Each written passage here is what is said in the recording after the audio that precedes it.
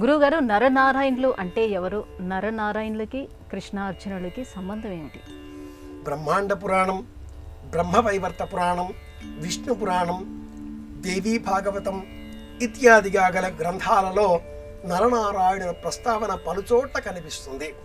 అలాగే భారతంలో సైతం చిట్ట చివరిగా వచ్చేటటువంటి స్వర్గారోహణ పర్వంలో ధర్మరాజుకు నరనారాయణ రూపమా ఏమి అన్నట్లుగా కృష్ణార్జునులు దర్శనమిస్తారు. సృష్టి ఆదిలో దైవం, జీవం అనేటటువంటి రెండు విభిన్న శక్తులకు ప్రతీకలుగా నరనారాయణులను పురాణ ప్రపంచం అభివర్ణించింది. నారాయణుడు నీటిలో ఉండేటటువంటి ప్రాణశక్తికి ప్రతీక. ఆపో నారా ఇది ప్రోక్తాః ఆపో వై నరసూనవః అని శ్రీమద్భాగవతం వివరణ. నీటిలో ఉండే ప్రాణశక్తి నారాయణుడు కాగా ఆ ప్రాణశక్తి ఆధారంగా జీవనం కొనసాగించేటటువంటి వారు నరుడు అవుతున్నాడు.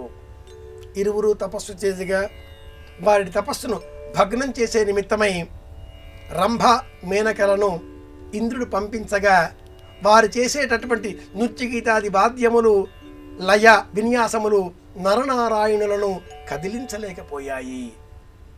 నరనారాయణుల తపశ్శక్తి, బదరికావనములో వారు చేసేటటువంటి ఈ తపశ్శక్తి ఇంద్రులకు తెలియదు.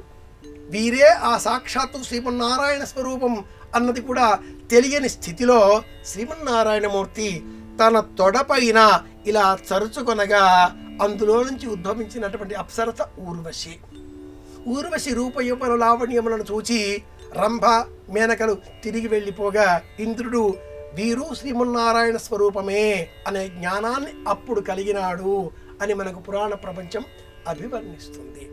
నరనారాయణులు అనే ఈ ప్రస్తావనలో H2O నీటికి సంబంధించిన రహస్యం ఉంది. హైడ్రోజన్, ఆక్సిజన్ ఈ రెండు నరుడు నారాయణుడు అని ఆధునికులు కూడా ప్రస్తావన చేస్తారు. ఇది సైంటిఫిక్ లుక్తో ఉన్నటువంటి నరనారాయణ స్వరూపం.